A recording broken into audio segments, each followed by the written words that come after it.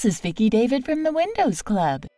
If you change the language of your Facebook account to something other than English, then we will help you revert the changes.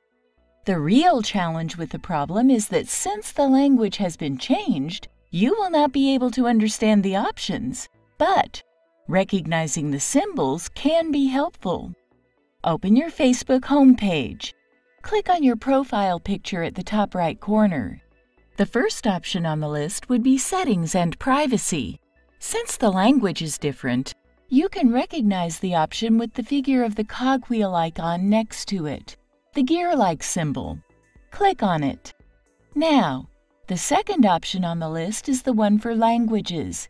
It has the symbol of a globe. Please click on it. All the languages will appear. If you used English on your profile earlier, it would appear on the top.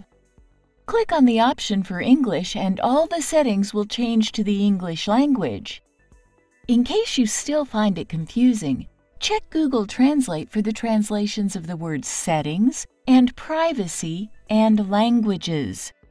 I hope this was helpful. Please let us know in the comments section. Thank you for watching this video and have a nice day.